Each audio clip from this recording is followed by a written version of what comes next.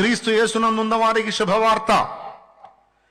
మనుషులు నిన్ను అర్థం చేసుకోకపోయినా, లోకం నిన్ను పట్టించుకోకపోయినా, నిన్ను ప్రేమించేవాడు ఎవడ లేకపోయినా, పలకరించే దిక్కు లేకపోయినా, బయటపడే దారి లేకపోయినా, తరచుగా పడుతూ లెగుస్తూ పాపంలో నెట్టబడుతూ ఉన్నా, గుర్తుపెట్టుకో, నీకు నిరీక్షణ ఉంది, నీకు విడుదల ఉంది, నీకు అవకాశం ఉంది. అది ఆయన రెక్కలలోనే ఉంది, ఆయన పాదాల దగ్గరే ఉంది. సత్యదానికి చేసే సాహసం ఏదో ఆయన పాదాల దగ్గరికి పోవటానికి చేయి. ఆయన పాదాలే పట్టుకో. ఈ జీవితకాలం నిన్ను ఒక కొలిక్కి తేడా, ఈ జీవితకాలం నిన్ను విడిపించడా, ఈ జీవితకాలం నీకు సమస్య పరిష్కారం ఇవ్వడా? అట్లయితే నేరం అయింది నీది కాదు. ఎందుకంటే నువ్వు ఆయన ఆశ్రయించావు. నన్ను ఆశ్రయించి నీకు ఉత్తరం ఇస్తాను అన్నాడు. నువ్వు ఆశ్రయించావు, ఇవ్వలా, కేసు అయిందే, నీది కాదు.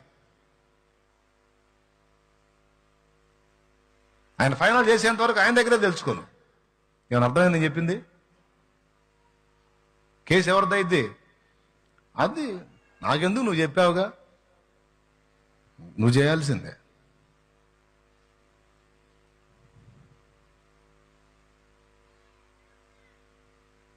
నువ్వు ఎన్ని సంవత్సరాలు చేస్తావు చేయి, నాకు తెలియదు. నేను నీ దగ్గర కూర్చున్నా, నీ కాళ్ళ దగ్గరే కూర్చున్నా, నాకొద్దు. నీ పాదాల దగ్గరే కూర్చు. ఎన్ని సంవత్సరాలు చేస్తావు చేయి, నాకొద్దు.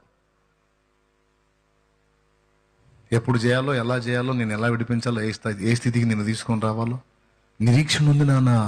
నీకు విశ్వాసం ఉంటే, నీ హృదయంలో ఆయన ఎడల విశ్వాసం ఉంటే, బిడ్డ, నీకు నిరీక్షణ ఉందమ్మా, నీకు నిరీక్షణ ఉందమ్మా.